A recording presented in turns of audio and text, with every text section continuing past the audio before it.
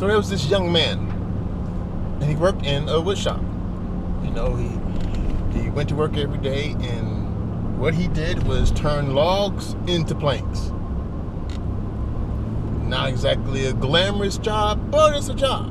So every morning he would get up, he would go down to the shop, he would go in, he would put on his apron, set himself up straight, go to his station, and begin planing logs.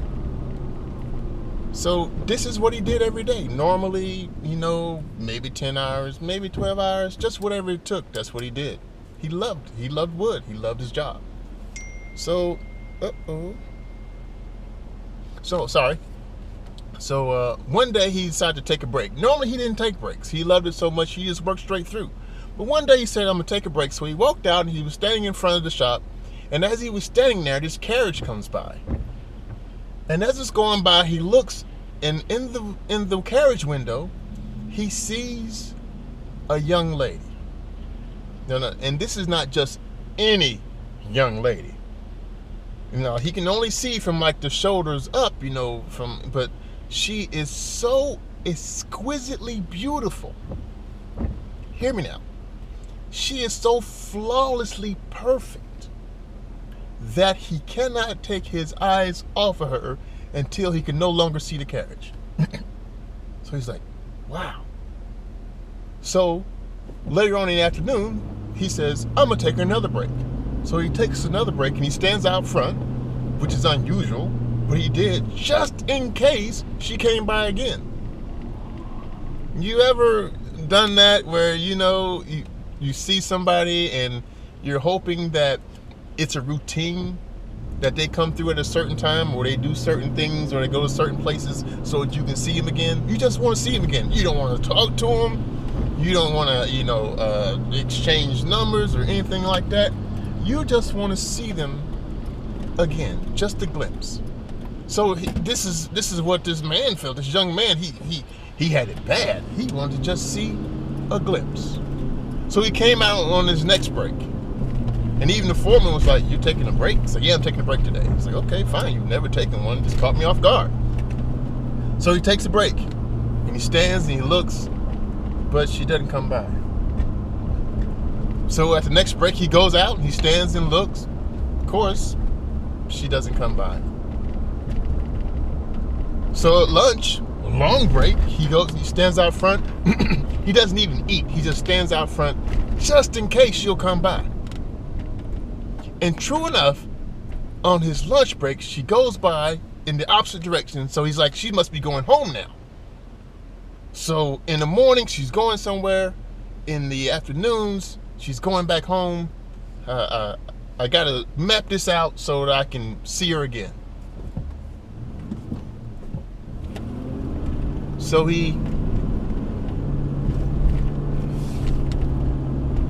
the next morning comes, he goes out, he stands there, and sure enough, here comes the carriage. And again, he sees her, and she's just so gorgeous. Oh man, her neck is perfect. You know, it's the muscle tone, the shape, the length of it is perfect. And today he can see just a hint of her collarbone. She's wearing something a little off the shoulder thingy with the jiggy, and he can see her collarbones. You know, she's wearing a square neck. That's it, square neck or sailor's neck, whatever. And so just perfect. The shadows, the cups of her collarbones are even perfect. She's just flawless. And as she goes by, he sees her, and then he doesn't see her anymore.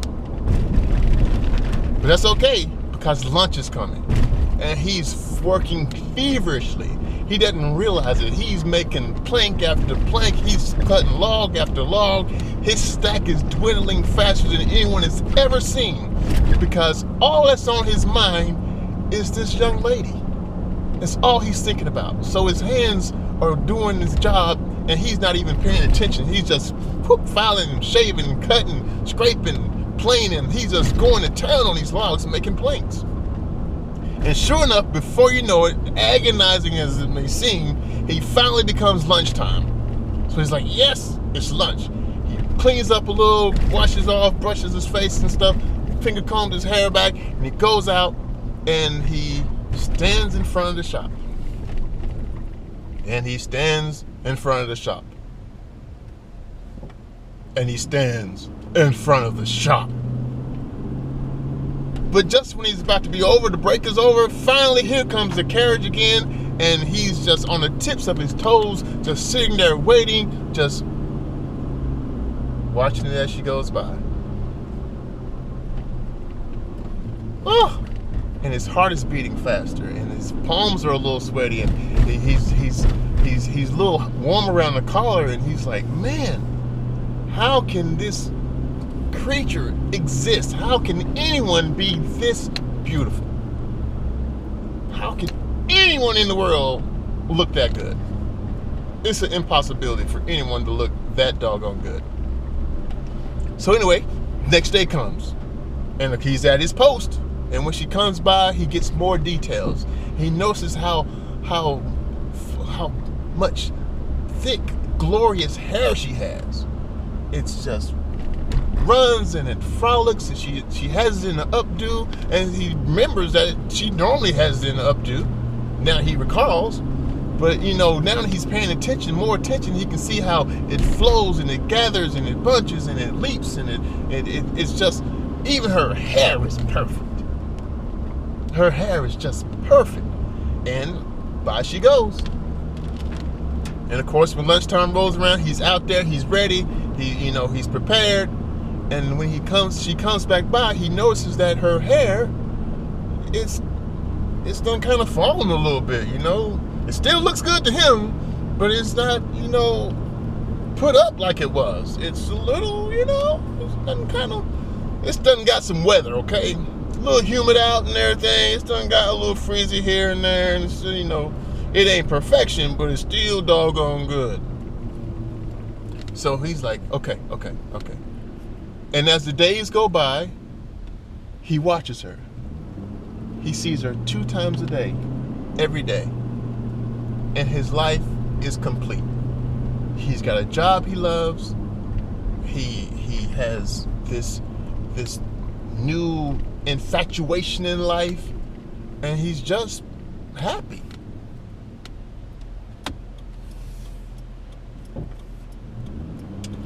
So one day, he sees her in the morning, as always, and it's, of course, a glorious thing. And she comes back in the afternoon, and her hair is a total wreck. I mean, it is jacked up. And though she's still beautiful to him, he's concerned. What happened to make her hair fall? What happened for her to look in such disarray? So he's concerned. So he's like, you know what? I have to do something. It starts to burn in him. He doesn't know why he's feeling this way, but he's like, I have to do something. So he gets some of the better wood and he begins to work on it. He begins to carve it and shape it, and he's working for a full week on his project. And the day it's finished, he goes home and he sleeps all day, all night. He wants to be fresh, And he wakes up the next day. This is the day now. This is a momentous day for him. So he wakes up and he puts on his best clothes. And he goes to work, but he doesn't work. He stands out front, listening, waiting, until he can hear the rattle of the cartwheels on the cobblestones and notice she's coming. So he's lurking, he's ready. And sure enough, right at the time that she always comes by, he hears it. Now, all during this time while he was putting this stuff together, Of course, his friends at work were curious about what he was making, what he was doing, while he was always lingering out front. And of course, they caught on the fact that he was infatuated with the girl in the carriage, you know. But they kind of gave him a hard time because, hey, look, we're blue collar, we're regular common people, we're commoners. She's obviously of the aristocracy. She's obviously, noble born, blue blood. We don't fraternize with them. They're up here, we're down here. So, she's fun to look at, great eye candy, but man, you're barking up the wrong tree. But even though they gave him a hard time, they kind of felt for the guy.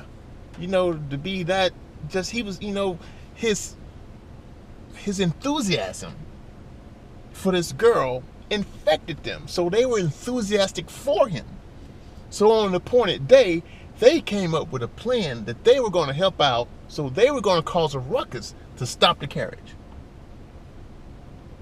So as he's watching the carriage approach, when it gets abreast of him, all of a sudden, the guys at the wood shop ball out and they're scuffling and brawling and wrestling and cussing and throwing mud at each other and just a big hoodoo.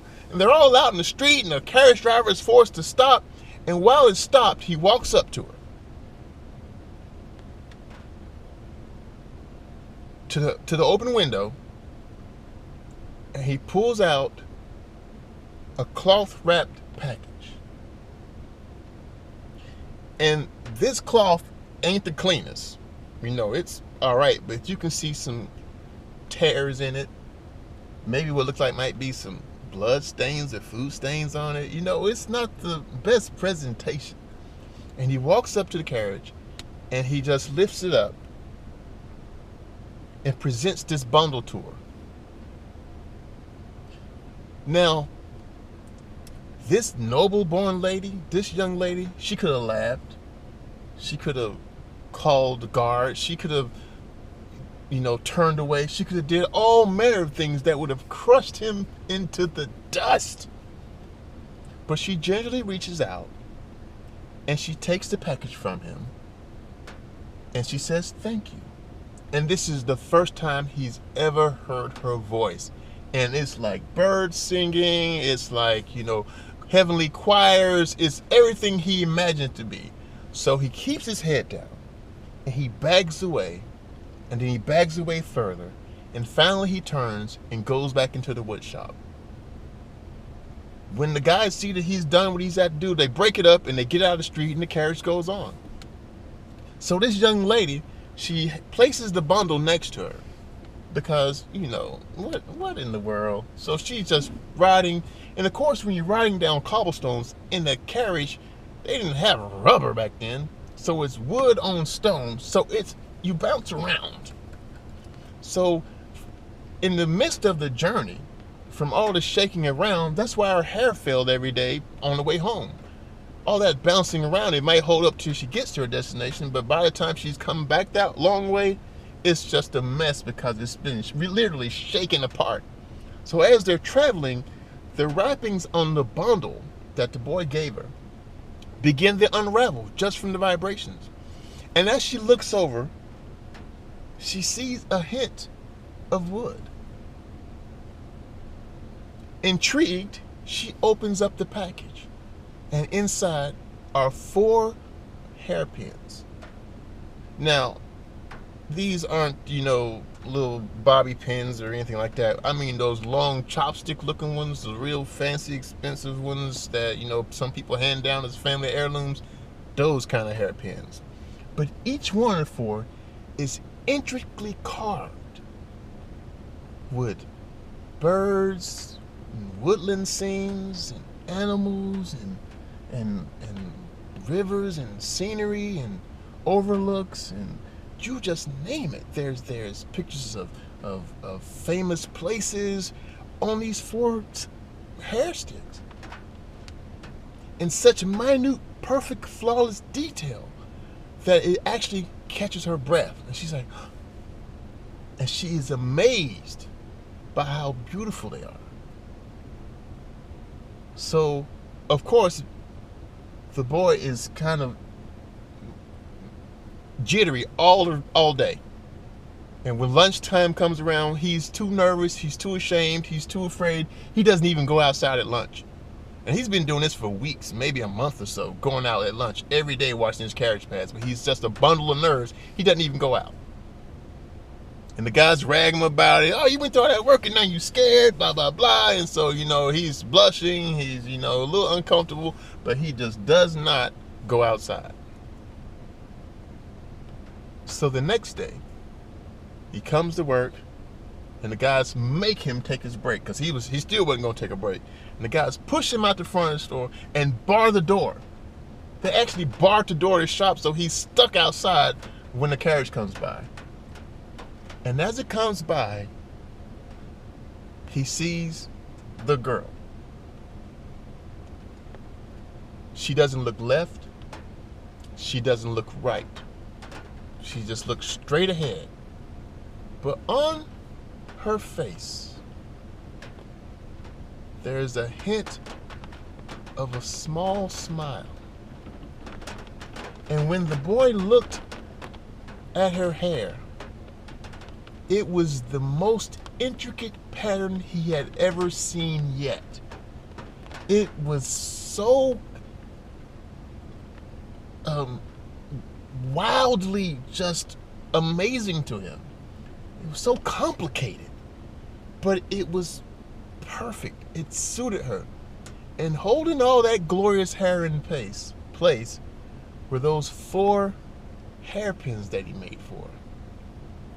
And his heart soared. His spirit rose to new heights.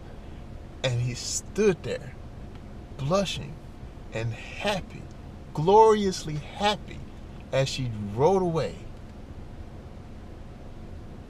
And when lunchtime came, they didn't have to force him out this time. He went early. Matter of fact, they would jokingly try to pull him in, and they almost got into a fight. He was serious about this thing. So when lunchtime came, he rushed outside. He was waiting. And as the carriage came by, this exquisite young lady, still, she didn't look left. She didn't look right. She just stayed poised, focused straight ahead. But there was still that hint of smile. And when he looked at her hair, not a piece of it had moved. Her hair, as complicated, as intricate, as glorious as it was that morning, it was the same way that afternoon. And he was so proud. And I think I'll finish the story later.